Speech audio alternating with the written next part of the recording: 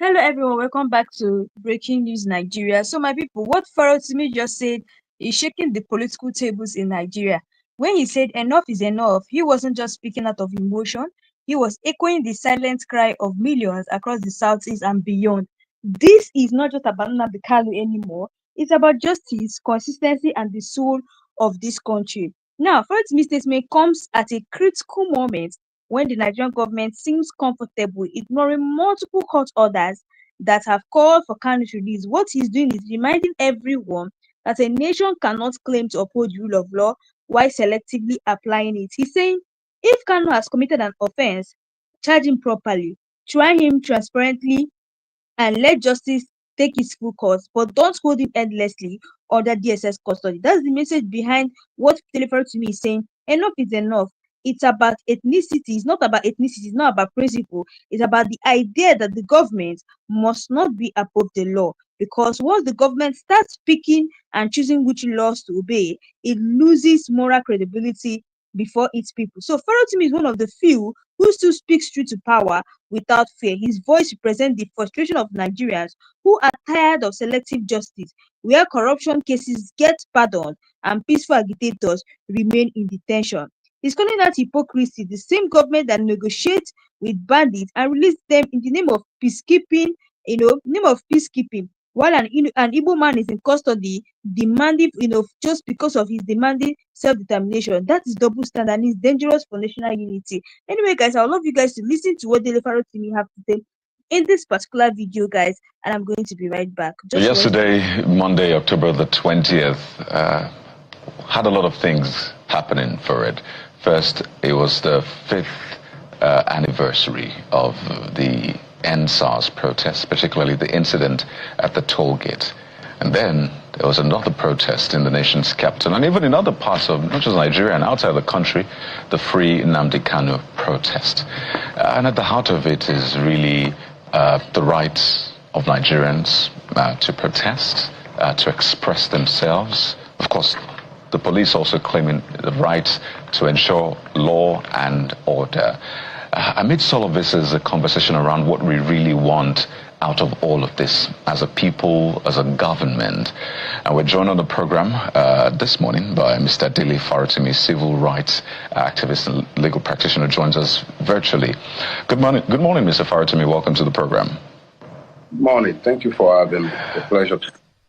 Well, good to have you. I wonder what you make of all of the events from yesterday. I know from time to time you were putting out messages on social media.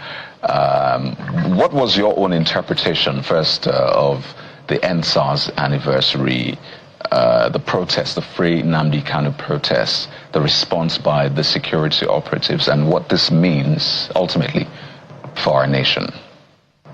Well, I think the first thing is that we need to learn to pay attention to what the Nigerian state does more than the things that it says. Number one, 5 years ago to the day yesterday, unknown number of Nigerians were murdered by men purportedly members of their own armed forces. It is a sad commentary on the country we have built that up till today, we can't even agree on the facts because the truth is staring us in the face, but men are still arguing against the grain of the truth. Second thing is that when you pay attention, you see very quickly that after 25 years, going on 26 years, only 26 years now of our democracy, the Nigerian victim, who we euphemistically refer to as citizens, do not even have the right to express their pains. I'm not even talking about their rights, their pains. Yemi Adam Olekun was assaulted at the Lekki toll gate exactly 5 years after the state killed men and women there. Those who were protesting for the freedom of Mazi Nnamdi Kanu were serially assaulted and tear-gassed in full glare of everybody just yesterday. Meanwhile, in this same blessed country of ours, terrorists, euphemistically referred to as bandits, are riding and trooping colors in full glare of TV cameras, granting interviews and laying down conditions for peace to a state that is complicit in the mess that has overtaken it. But those who are asking that a person who was abducted from another country, been granted bail by the court, they're saying, look, free this man. Even the politics of it should have informed the rulers of Nigeria that it's not good for optics. That you have real terrorists who have borne arms, killed multiple numbers of persons, completely unrepentant, who are busy walking around free. But a man who has carried the genuine grievance of his people, you may not like his methods. That's a different ballgame entirely. But how do you complain about his methods when you are mollycoddling even worse? And you can't even find the grace or the sense, common sense, to bring peace in the country and find a way to free the man. So I am all for the right of citizens to protest, but unfortunately the Nigerian is not a citizen. And the Nigerian state advertises it and reinforces that message every day. So what do you make of the other line of the argument, just to have a well-rounded conversation that says, well, the court has adjourned till October the 23rd, has asked the defendant, in this case, Mr. Nnamdi Kanu and his lawyers, to defend themselves, and they have until, I think, the 30th, thereabouts. In fact, the court granted the requests for him to have a meeting with his counsel outside of the DSS. I think that should happen today by 12 noon, or between 9 and 12 or thereabouts. So for those who are saying, well, this matter is in court as well, how about really presenting the case in court and ensure that the right things are done from his counsel's case? And I think the jury will be out there. Nigerians will see that you did your work well in the court. And of course, the judgment is left to the honorable justices, but at least you presented your own case. So for those who are saying, allow the court process be exhausted, what do you say to them? What were these same people saying when Bello Turji is busy rampaging in the northeast and the northwest and is mollycoddled and met by different levels of traditional rulership and even the so-called constituted authority? Local government chairmen are sitting down. Nigeria has created a situation where there seems to be two parallel justice systems. How do you tell somebody to keep exercising patience with a judicial system that would appear to be obeyed only when it does as it is told by the executive? The optics does not make for this argument about the existence of a court process. What happened to the court processes in relation to real bandits, terrorists who have taken Nigerians hostage, killed them even in their worship centers? How do you have this conversation about having one subject itself to a justice system that is manifestly unjust and incapable of delivering justice, while telling the other one to ignore the fact that there are worse criminals, even in terms of crime, that are being ignored? It is the double standard that makes this argument difficult to stomach. There is a judicial system, quote and unquote, but that judicial system is completely blind to the crimes of one, and in the other one, you find a dissonance that suggests that, okay, so it's okay to treat this one like this, but it's fine to treat the other one in that manner. It is the uneven scale that makes this argument inequitable to even present in the first place. If everybody are treated the same, then we can have this discussion. But in a situation where it is clear, if it is so nauseatingly clear, it is difficult to even have a rational argument where one is saying that, oh, there is a justice system to which Nnamdi Kanu must be subjected, but that justice system, it is gagged, it is blindfolded, it is handcuffed in relation to others. That is not a position I'm able to argue. And in any case, who says we can't walk and chew gum at the same time? It is the inalienable right of those who are truly citizens to protest and show their discontent to their rulers. I don't believe that those who protested have done anything wrong. If anything, I think the Nigerian state is advertising serious double standard that is not sustainable. What do you think this government is scared of? Do you think are the concerns or worries of this government? Because you've talked about this also working politically for it to be released. This would be a major political point for this government. So What are your thoughts about the government's fears? Well, I think it is easy to elicit the truth when you look at the objective realities. October 2020, Nigerians were protesting peacefully, waving flags, singing national anthem. They were murdered in cold blood. That is the response of the Nigerian state to those demanding to be treated as citizens. The entire protest was end SARS. SARS was the brutal and it remains the brutal arm of the Nigerian government in enforcing impunity in Nigeria. But the state did not address this concern. Instead, it murdered those who were demanding to be treated as citizens. Every time Yele Sowore and his cohorts come out to protest something or the other, you see the Nigerian police in full force, always ready to murder, to kill, to maim, every time Nigerians demand to be treated as citizens. But when you look at this way, the same Nigerian state treats bandits, quote and unquote, terrorists, Fulani militia, murdering Nigerians in the full glare of everyone, you see complicit silence by the state. So it's easy to say what the Nigerian state is scared of. The Nigerian state is scared of being subjected to the rule of law and being accountable to its victims.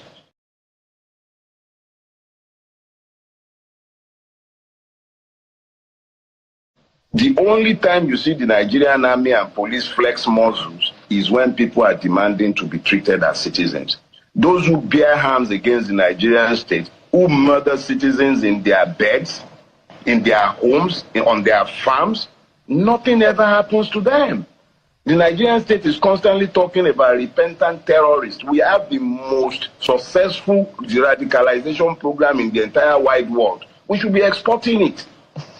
But it is in Nigeria that those who presume to demand to be treated decently as human beings, governed and protected by law, are serially assaulted and murdered. Chinedu Agwu is there in prison in Owerri today. What was he saying? He criticized the governor. That is the country we have built. Those who need to be afraid of the Nigerian state are those demanding that it should treat them both as citizens and as human beings. But those who go around marauding and killing Nigerians regardless of their ethnicity or religion, the Nigerian state has no problem with those ones. So the Nigerian state is afraid of having itself yoked to the rule of law and having the citizens, quote and unquote, treated as citizens and no longer as victims. That is what the Nigerian state is afraid of. Accountability in any way, shape or form. It does not like it. Speaking of Nigerians being killed, another part of this conversation is the number of Nigerians that have met their untimely death at the hands of what police in the southeast will call criminal elements associated with IPOB. And at the heart of this is also the Simon Ekpa factor. And the southeast is divided over this. How much of this would you attribute to the influence of the man that is at the heart of this agitation from yesterday, which would be Mazi Nnamdi Kanu? Do you believe that it is part of what he should answer to amid this trial? Well, let me remind us of a Yoruba proverb. He says, you say to the cripple that, oh, your load is askew, and it reminds you that perhaps you should be looking at his feet instead of focusing on his head. Nnamdi Kanu is a reaction to genuine grievances. Ndi Igbo, since the end of the Civil War, has proven to be the testing ground for all the madness that afflicts Nigeria. What was once restricted strictly for the Igbos have now been democratized for everybody. The Nigerian citizen is essentially a Biafran. The question to ask is this: why is Nnamdi Kanu agitating, and why is he supported by the rank and file of Ndi Igbo? A lot of people are unhappy with his methodologies, yes, but there has been nobody who has been able to come out to credibly challenge the genuineness of the grievances that he's fighting for, or rather fighting against. Let us be clear. We can bellyache about his methods from now till kingdom come, and I have been very vocal in condemning his method. But nobody in their right mind can argue against the fact that Ndi Igbo, just like every other Nigerian who is not a member of the ruling class, has been seriously marginalized in Nigeria and is not even treated decently like a human being. So if we want to talk about the criminalities that has also affected that struggle, let me remind you that it is in this country that we started hearing how Asari Dokubo has been contracted by certain states to hatch and bear arms on behalf of the Nigerian state. He said as much inside the council chamber of the Nigerian state in Aso Rock at the beginning of Tinubu's regime when he was there vibrating. We don't even know and cannot say for sure whether this madness can be traced directly to Nnamdi Kanu and his cohorts. I am not his lawyer. I'll let his lawyer handle that. But the fact is this. There is no way to say with certainty that state-sponsored actors are not equally involved in the madness that has overtaken the Southeast. And if you are going to deal with that madness, you would have to go to the root. What is causing the grievances? What is at the root of the grievances? What is it that the Igbo man is complaining about? Why is it that this place has remained in turmoil? If it's just about Nnamdi Kanu, it will be over. You've had him locked up for like 3 years, and even before then, he was mostly on the run. So the point is, take away the grievances, and the agitations will dry up. As long as the headlights persist, the fingernail will remain blood-stained. That is a reality. Nnamdi Kanu might not be to your taste, but you should ask yourself, and I'm saying this to everybody who might have reason to have quarreled with him, as I have, why is his agitation resonating with his people? Because it is true. So if the Nigerian state is interested in dealing with the criminalities and everything, let it go first to the root of the problem, the inequitable treatment of Nigerians. It is just unfortunate that the Igbo man is the one we are speaking about, but there is nothing that hails him today that does not hail each and every Nigerian regardless of where they are. It is inequity that is at the root of everything. His agitation does resonate with the people, and you know there were reports that the Southeast was also represented yesterday, but that's one side of the story. There were also protests against the release of Nnamdi Kanu. We saw some people from the Southeast carrying pictures of those who had been killed in the past few years. But let's talk about another critical part of it, Mr. Farotimi, which is the court order that the police cited repeatedly so yesterday during our sister political program. How do you view this court order against the backdrop of Section 40 of the 1999 Constitution, which guarantees Nigerians' right to protest? And what does this mean for the fate of protest in Nigeria? Number one, this question should help you to see the lie that is called Nigeria. Constitution. That is suggestive of something that the people came together to give to themselves. A band of bandits wrote what you are calling the Constitution, and the section you are citing is as useless as the persons who crafted it. And I would explain myself. In a democracy, there should never be a need for a police permit before you may have a protest. That the police was informed was so that they will provide security. That a court would presume to curtail the right of citizens to protest peacefully in a democracy is even suggestive of the fact that you are not in a democracy, you are only mimicking and pretending to be in a democracy. It is actually completely unheard of that in a democracy, citizens are required to obtain the permit of their paid employees before they may congregate peacefully. So when you talk about the police and the order it was waving around, I'm sorry. Obasanjo was the president of this country, so was Jonathan. And you don't have to listen to Dele Farotimi, you can listen to the professor of law, Oshibaju. Our judiciary is unfit for purpose. It does exactly as it is told by the executive, and it does not serve the cause of justice. So that they are brandishing something and waving it around, You cannot restrict. It can be, a order is only as useful as its lawfulness. You can say people should. You can arrest those who are violent in protesting. You can arrest those who break the law. But there should never be a situation where you are saying citizens cannot protest. So that the Nigerian police was busy waving an order, and I have been the victim of a court that tried me and sent that remanded me in prison custody on a non-existent law.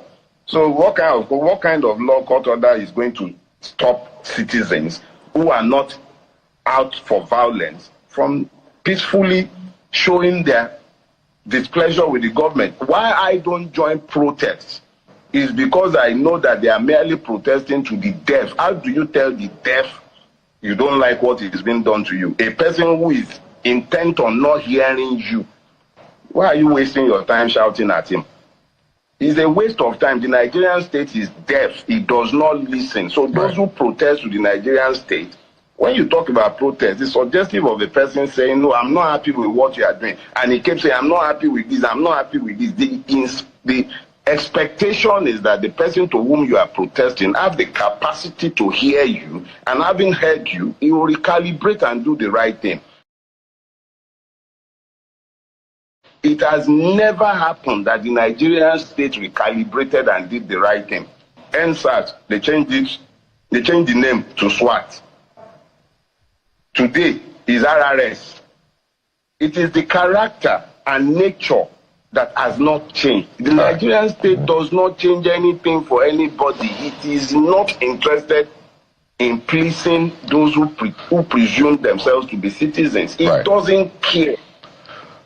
Well, Mr. Farotimi, quite a number of issues to unpack. I was just looking at one of your posts that you made a few days ago. You talked about a campaign of violence and displacement in northern and middle belt Nigeria, saying it constitutes a calculated, current and long-running genocide against Christian communities and other religious minorities without any reasonable doubt. This is a conversation that is burning. Perhaps in the coming days we'll get to unpack it. But if you were to just speak one line, because we're totally out of time, but that caught my attention. One line to that. Let me be clear about this. I am not one of those waiting for America or some other country to come and save us. It is up to us to save ourselves. And I don't need Renault's prepackaged American to tell me the truth of what I have been shouting in my country for over 6, 7, 8 years. There is a genocide going on in Nigeria. The Nigerian state is complicit in it, and the victims are largely Christians and other minorities in the northeast, in the northwest, and in the middle belt. I don't need the Americans to tell me that, and I don't need the Americans to establish the complicity of the APC and the Buhari junta. It was Baraje that told all of us in Nigeria, heard him say it in 2016 at his 78th birthday anniversary. The APC imported terrorists into Nigeria. Commodore Lawume was sat in your studio when he informed the whole of Nigerians that as far back as 2016, a list was compiled and given to President Buhari of sponsors of terrorism in his government. And he's also mentioned at that time that there were state governors who were sponsors of terrorism. All these people are still in Nigeria today. I don't need the Americans to tell me what I have seen, what I have heard, and what eyewitnesses have told me. The complicity of the Nigerian state has been established beyond reasonable doubt.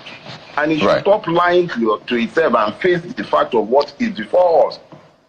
Well, Mr. Farotimi, we have to thank you so much for your time on the program today. We've been speaking with civil rights activist, Mr. Dele Farotimi. Thank you once again. Thank you very much for having me.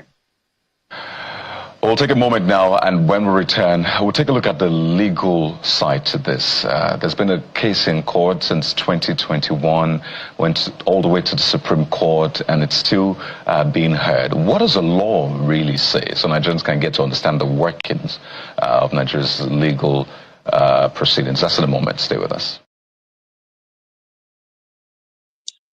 So guys, I'm sure you guys have listened to what Dele Farotimi said there. Dele Farotimi is one of the few people who is going to speak truth to power without fear. His voice presents the frustration of Nigerians who are tired of selective justice, where corruption cases get pardoned and peaceful agitators remain in detention.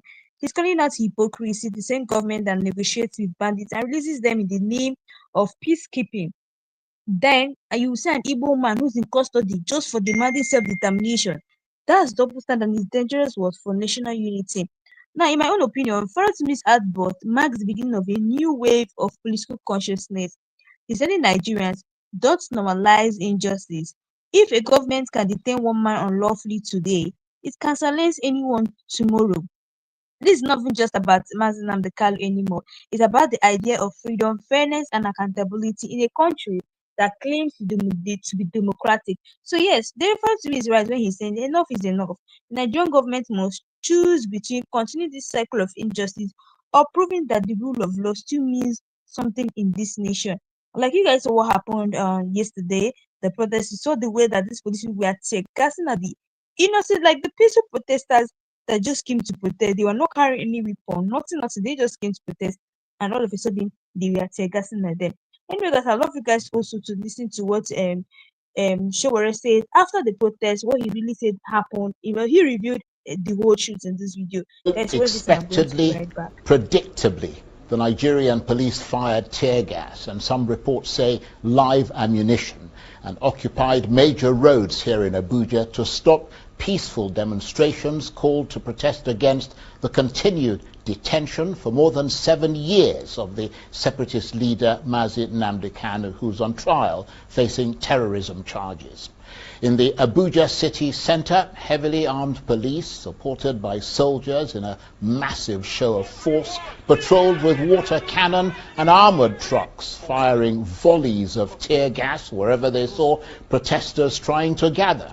Mr. Kanu leads the banned Indigenous People of Biafra Movement, or IPOB, a group that advocates for the secession of southeast Nigeria. Mr. Kanu's supporters say his detention in the last decade is politically motivated. They want him released and the 7 counts of terrorism against him, to which Mr. Kanu has pleaded not guilty, quashed. Nnamdi Kanu was first arrested in October 2015 upon his return from the UK. He was later released on bail in April 2017 on health grounds. Later that year, his trial was disrupted when soldiers invaded his home in Abia State, leading to the deaths of some of his followers.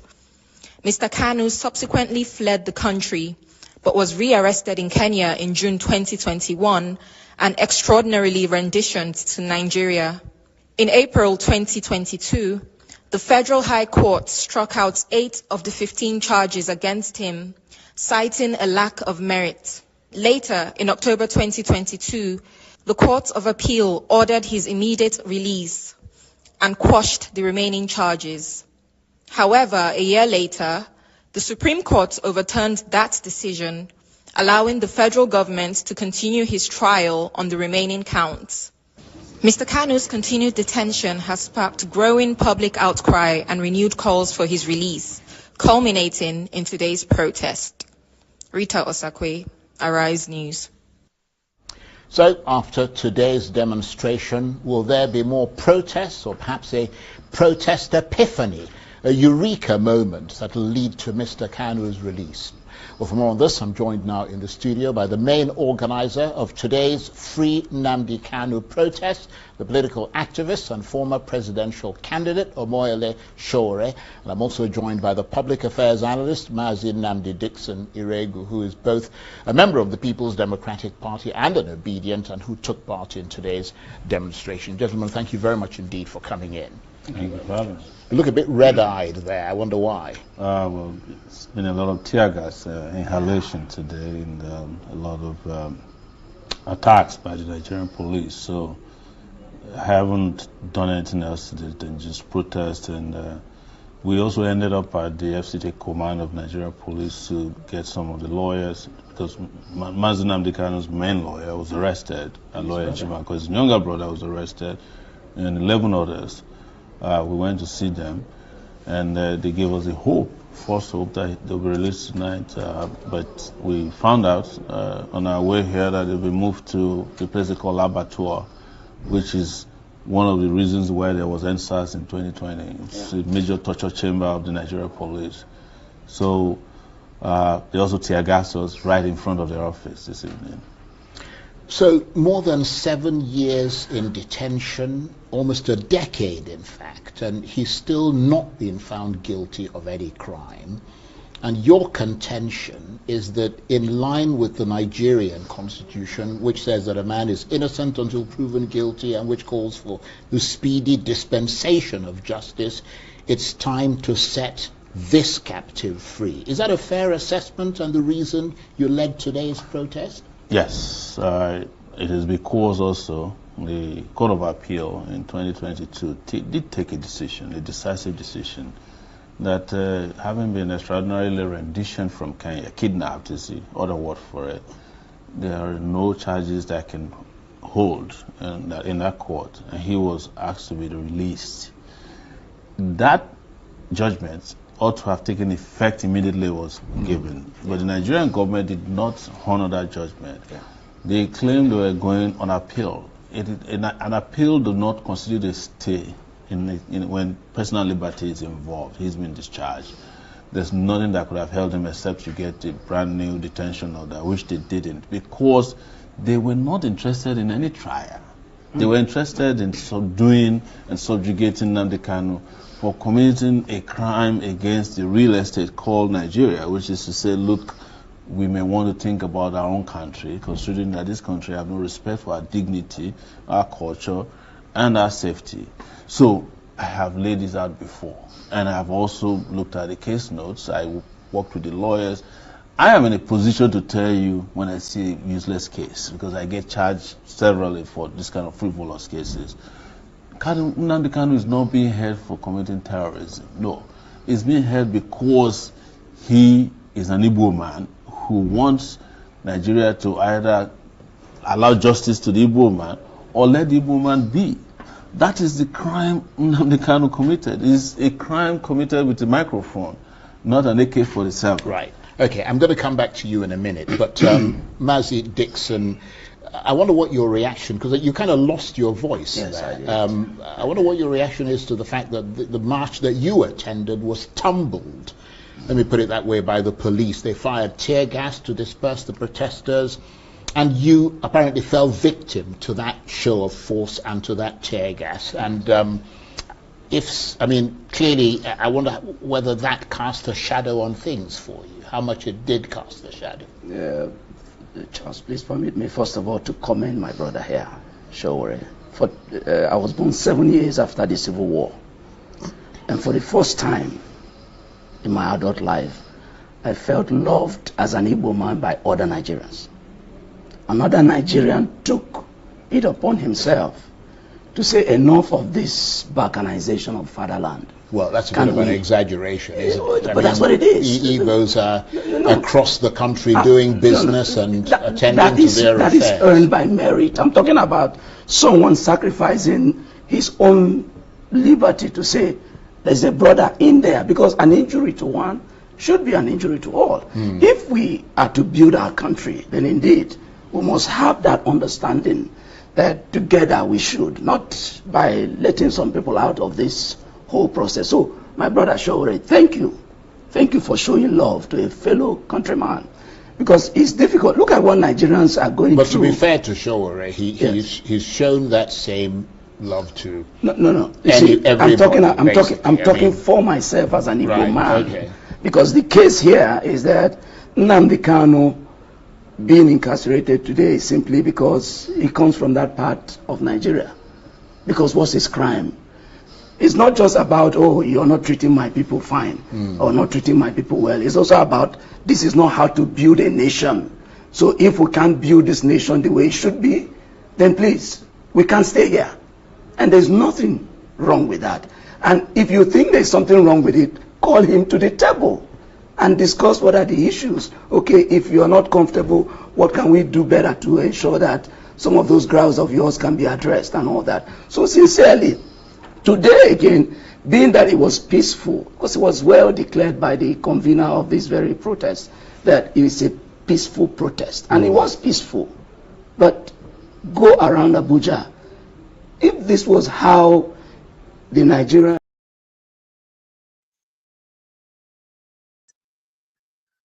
So guys, that's all we have for today. You guys have listened to what the Farotimi said about this particular issue, of that about this particular issue about the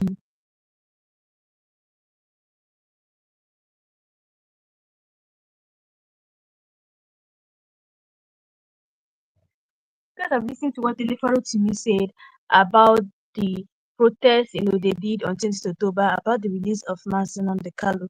But everything Dele Farotimi said here is nothing but the truth. Like, enough of the injustice. Why are they doing selective justice on this innocent man? A man who did not commit crime?